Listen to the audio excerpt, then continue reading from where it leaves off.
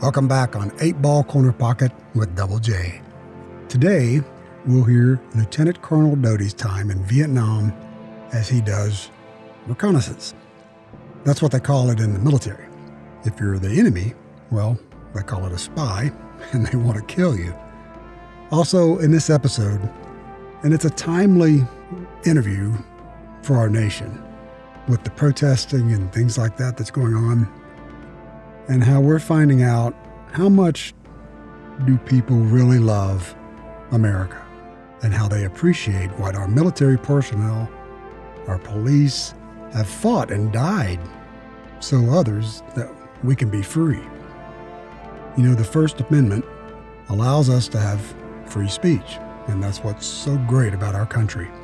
But when we betray our country, well, that's another story. The Vietnam War, like any war, protesters came out against it. They had a right to protest. In episode 9, you'll hear more about the Vietnam War and some of the POWs that were captured by the North Vietnamese that were friends with Lt Colonel Doty. So enjoy the interview. One of the ones before I got there. And that's in Vietnam? Yep. And those stupid people flying in the 20th, they were the people that had always flown them, and they did not understand the what I taught the guys to do. And so that thing that I told you about what I did over there is a little out of sequence. It's really right here now. And that's what happened was that when I got there and I saw what they were doing, and then I went up and I got knocked upside down. I decided it was time for me to do something, so I used my scientific time and studied and came up with this plan. How were you knocked upside down? Oh, with a artillery shell. 25,000 feet knocked me upside down. Did it hit you? No, but it just knocked me upside down. How did it do that? How? Oh, they fired it, and that was the key to it, because it takes so long to get to 25,000 feet from the ground. So the whole key was to find a time that you can change your heading so it will go, because that thing is being shot at a spot, not at you. All right. How did you know that it was coming at you? We had good equipment. The radar? Yeah. Or they could sense it, and so was it a shock wave that turned you over? Yes. Is that okay? And how big of? No, it was their 80. What's that? About an 85 or something. It's the biggest thing they had. Okay. And you can also get away from their missiles. Their missiles that way too. And that's when I went back, and what I took the guys out one at a time, and I proved to them we had some real hot places we had to go, but when you take a war photograph, you always go on scale. You do a scale, and it's your decision to decide what altitude you go across to get that scale. So what I did is I took a grease pencil and made a mark down the side of the canopy, and went across, stood off 5 miles. I was after this one to prove my point. I went cross-controlled it, laid it on its side, and I used a 7-inch camera, and I got a perfect picture. Took it back and took it to those guys. Everybody, whoa, I'm going to do that. So our squadron did that, and we didn't lose anybody, which was really, really nice. Now, I did... Now, when you went to Vietnam and you were doing the, training, you were doing the training, some type of training, but when did you get into being reconnaissance? Oh, that was after I flew zero gravity. They took me to the Pentagon for 2 years. I don't mean Pentagon, I mean Andrews Air Force Base. For 2 years, they said I needed headquarters experience. And so from being at Wright-Patterson, I went to Air Force Command, Air Force Systems Command. I spent 2 years there, and then I went to Vietnam. And so your main job to going to Vietnam was to be the reconnaissance. Yes. And the RF-101C. And so for the layman, the reconnaissance would be called what? A spy? Yeah. No, they'd call us a spy. I tell you, I'm the one who's after. Because I think I mentioned to you that I was kind of close to Johnson. You were close to who? To President Johnson. Okay. Because I knew him from before. And he designated me to do his flying. My proficiency report, I can only tell you this one thing here, or we might get into some others. But I went to places that were risky, and you never take IDs, you never take anything. And I was really helping the Brits on this particular one I'm going to tell you about. And so what happens is that you go and you fly it, and it comes back, and then it gets circulated in the Pentagon. Well, it was time for when I got back to the Pentagon after I finished up there, this was brought out, and one of the generals, a 3-star general, wrote my performance OER that year and talked about that. I flew also as far over as past India. I flew over the ocean where I had to have water below me, but I had to be able to get gas. And I went through one for Johnson to determine the delay. I don't want to mention these things for what he did. That's be bad. I flew missions, so that would cause me a lot of trouble. But I did a job for him where I had to go through a little crack in the rock that was, well, maybe 150 feet wide, and it was foggy. And I went through that thing at 50 feet. And that's when I came up with this statement. Happiness is seeing muzzle velocity on a gun, because it means you're not pulling lead. And I couldn't pull up out of that thing. But anyway, yeah, if you went to the official records on how many missions I flew in Vietnam, they're off about 15, because they could not report where I'd been. But even at that, I still had a couple hundred, just about 200 missions. And they sent me home early.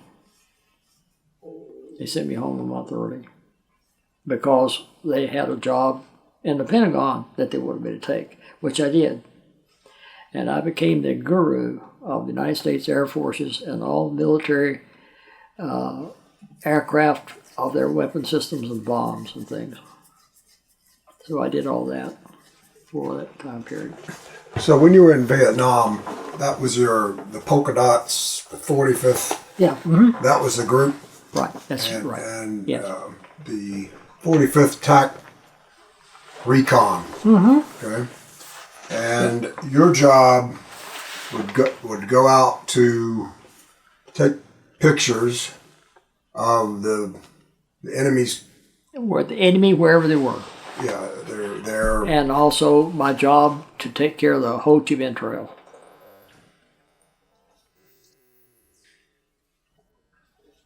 I know a lot of people didn't like Vietnam, didn't like us being involved in that. And did you ever meet any of the people, the protesters or anything like that? Over there?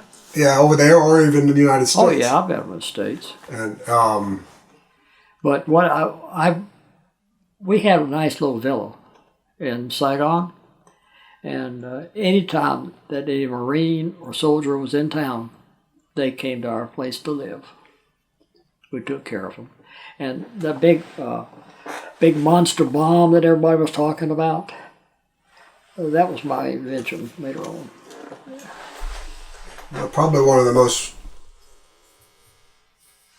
I guess, recognizable people that didn't like Vietnam. That female, remember her? Well, I would one of my very best friends was this is named after him, but he's here in town now, living there, and someone you might want to think about talking to. Well, let me get back to this. He was captured. He was flying in an H-47, and they went down, and he was the longest held prisoner of war in the war, and he was a sergeant. And they beat him. They did everything in the world that they could to him. He was there when Jane showed up. When she went through the lines and stuff, I knew a lot of the people that were there and that went into it. And he and I are real close buddies. We have been friends for a long time. And if you want his name and that kind of stuff, I'll give it to you. And what was she saying? Our VVC, our vet command, right here. Mm-hmm. Where am I? I was going to. Oh, here we go. This thing right here. This thing has been renamed after him. It is no longer this name. It is his name now.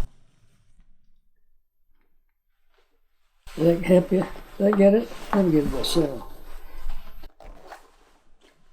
Okay? And he and I are very good friends. We always have been. But it was one of the people that was in the line when Butthole came by and collected the names and stuff and gave them away and had the people tortured.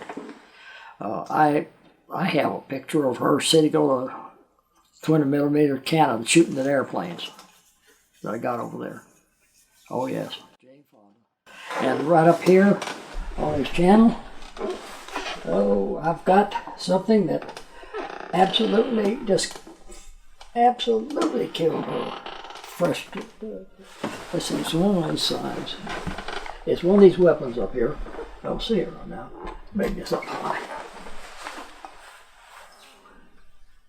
Oh, I know what happened to it. That thing went to the museum down in Nashville. Anyway, it's in the museum in Nashville. But what that was a weapon that you spin and detonate and this type of thing. And so she called it a killer bomb because we had it made it out of plastic. Oh, because that way they couldn't x-ray them. And she went on there. I got tapes of her and other people. And it really was bad. And what she did is, I know you know, and I'll confirm it. This happened. They took them outside.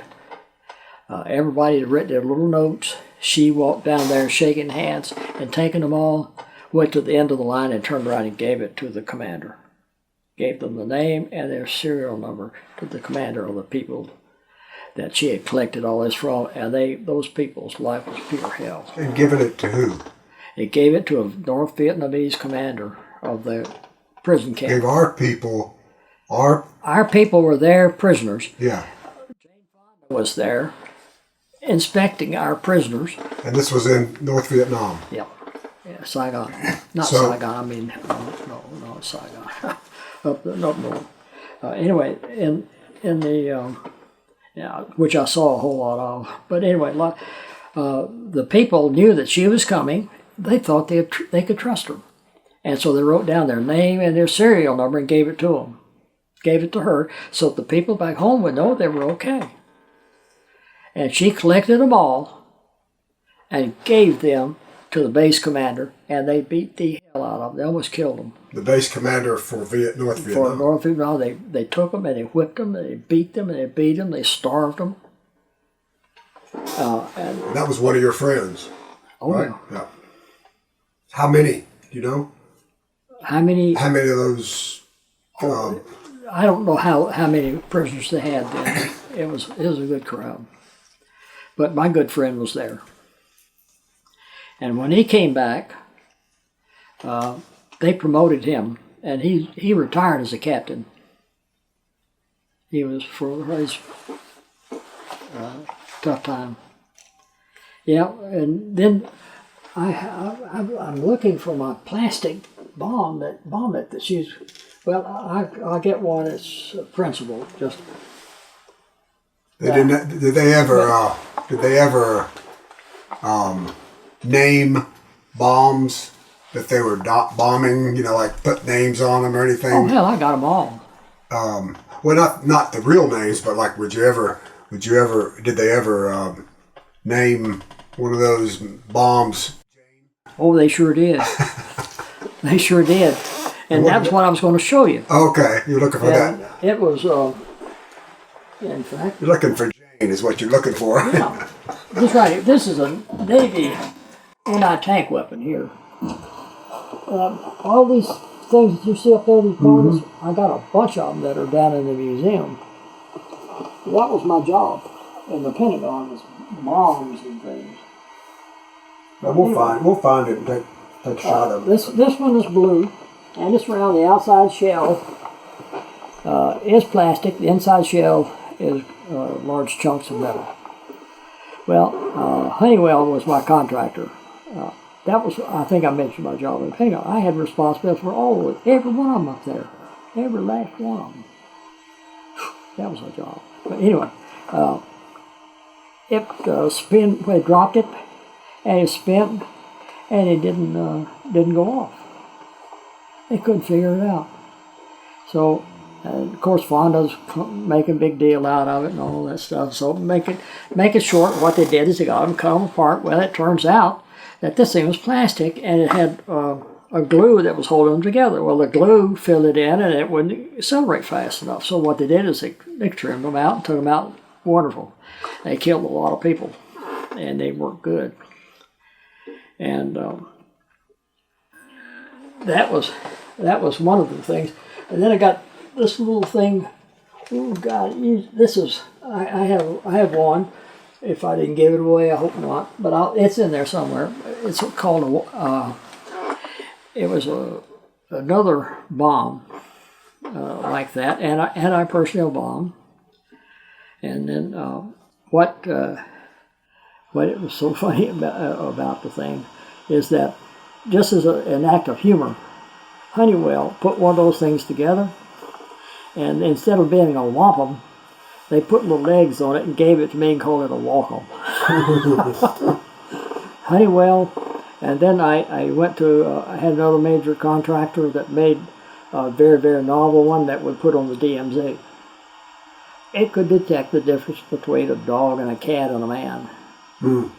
And if it detected a man, it went up in the air about 12 feet and detonated, and zop, they're gone. I put those things over there. And then I got a direct assignment when I got to the Pentagon to develop weapons to kill tanks and kill trucks. And so if you want to get into that, I can give you pictures of the 4 trucks that the Soviets put down there. That went down. What, so back to, you were taking pictures of military targets, and then you would come back, and I know you have a couple of, yeah, we'd get together and I would have to report to the Pentagon, to the commander of the base, and give them a debriefing every time I went. I had to do that. And they would, once they came to the commander, then they would come back and say, okay, you're going to send your pilots out and. Well, right. What you were first seeing there, that was our, that I assigned them. Okay, you assigned the pilots. I assigned the pilots to there. If you'll see a screen, it's in there. Yeah, okay. Yeah. You'll see it. Yankee, Y Yankee, that's him. And it was my job to keep it even. I tried to even keep the risk even. And what would be what even? However many went out? Yeah. How many, where they went. Oh, with them, okay. Where they went. Now, there's a thing in there that that really created a stir, that the shadow over the North Vietnamese anti-gun place. I was 50 feet in the air when I took that picture. And I was also going 600 knots. And so when you see it, I took the picture. So is that your? Yeah, that's the airplane, and the other guy worked with me. But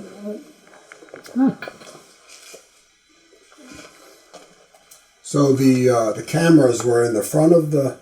On the side. Oh, it's around a little 3-inch, and the ones that were in the front. I used the 3 inches, rotating on the bottom, and those 2 7-inchers on the front. And here I am, right here.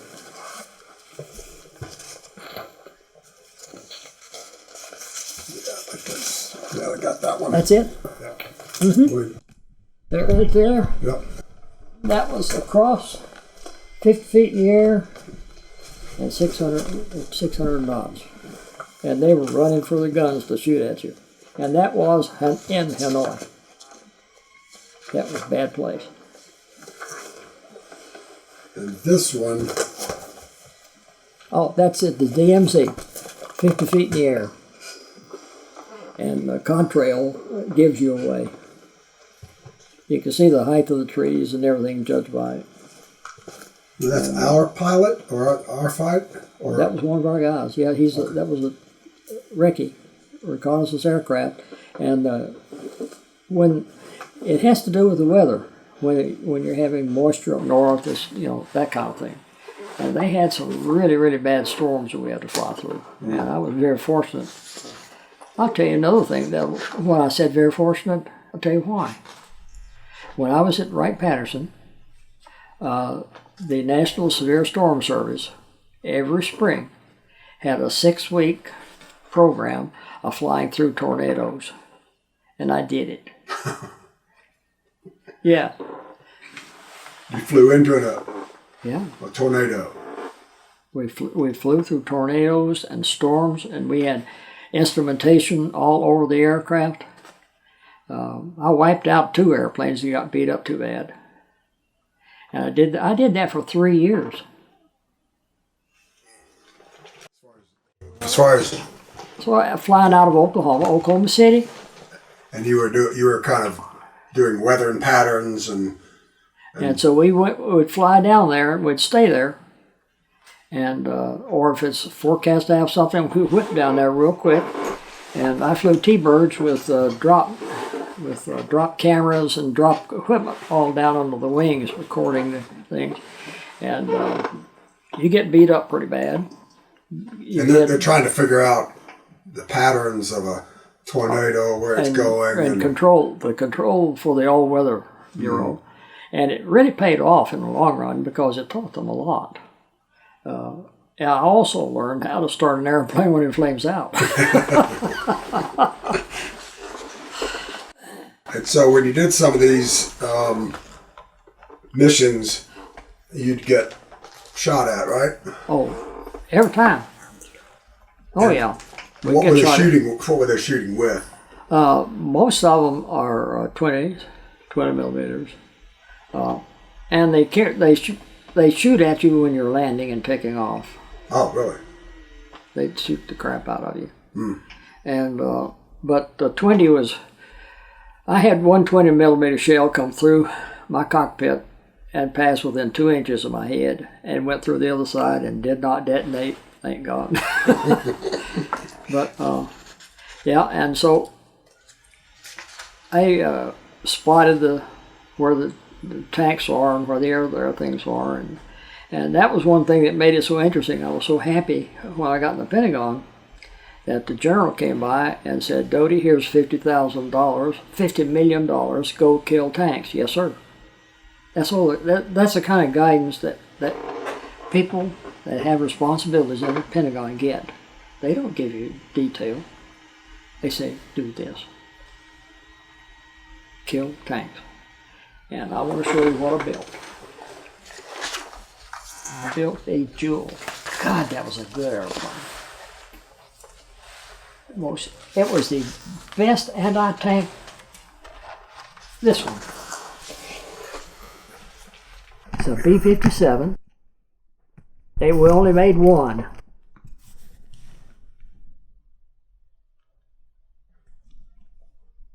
I can get him closer if you want. And that was a tank buster? Oh, this was when I was in the Pentagon. That was one of the jobs I did. Had this airplane built, and took it over there and tried it. First, we had a 0.9 probability kill from 20,000 feet first round shot. I mean, this thing was accurate. You know what killed it? Politicians. Why? Because we were shooting depleted uranium. You can't kill a truck. If you hit a truck, you knock a hole in it. And sometimes you'll burn a fire. And so I have photographs of all 4 of the trucks, if you want those. These were the trucks that the guys flew from North Vietnam. And they were the ones that I designed the system to kill. And I mean, we killed them, left and right. And you never lost any pilots in any of your missions, did you? I have never lost a pilot on my mission. Never. All because I believe in discipline and thoughtfulness and paying attention to what you're doing. Don't do anything stupid. I lost one airplane, and it really pissed me off. And the airplane, it was one where you go across at an angle with a mark on it. And well, there's this smart guy. He's been in the wrecking business for 10, 15 years, and he's smarter than any other wrecking. I don't go to tell me how to fly it. That was the attitude he had. And so he went across there and flew over the target level and got his butt shot off. Landed out in the ocean, and North Vietnamese were coming out after him with boats, and a destroyer picked him up. And wasn't anything I could do about that one, but I did not lose his life. I mean, but that's the only possibility we had of even losing one. I went through just south of Hanoi.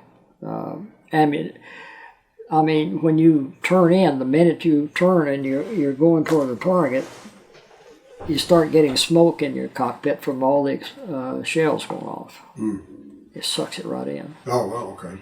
And that was what was really a scary one, because you go through there 50, 100 feet at about 500-600 knots, man, you're really in danger.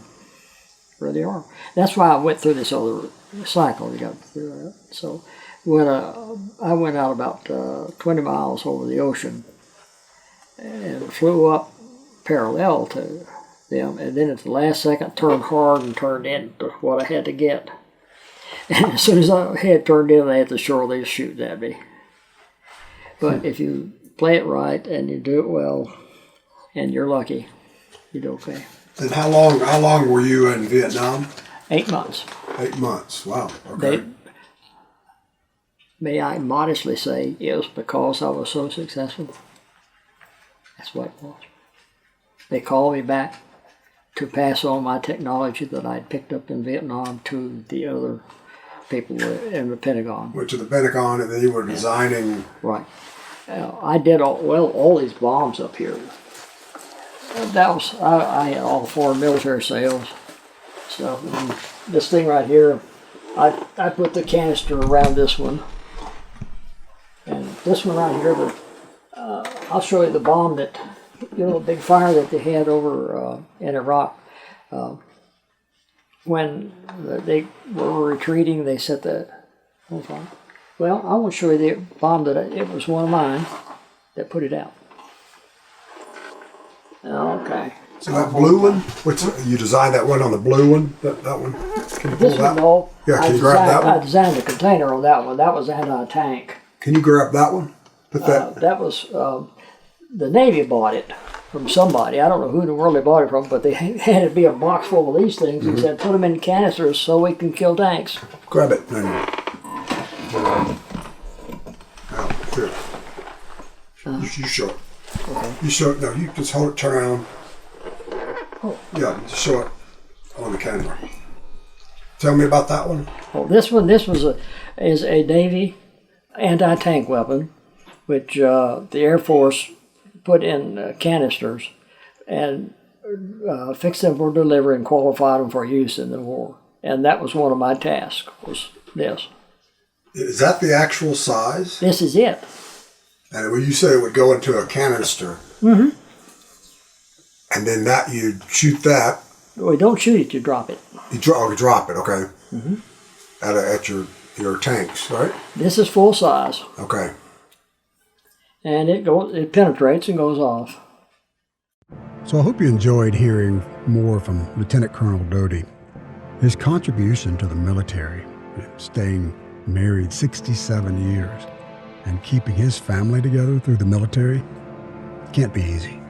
I see why his son, Lt Doty, calls his dad a hero, not just in the military, but just in his family. So I'll be out of town to Los Angeles for at least a week, spending with my sons and my granddaughter. So I'm going to push episode 10, My Dad, My Hero, the Spy, pushing it to July 26th at 9 a.m. Eastern Time. I may be able to squeeze it in on July 19th. Can't make any promises, but I'll have to see. Until next time, this is 8 Ball Corner Pocket on Double J.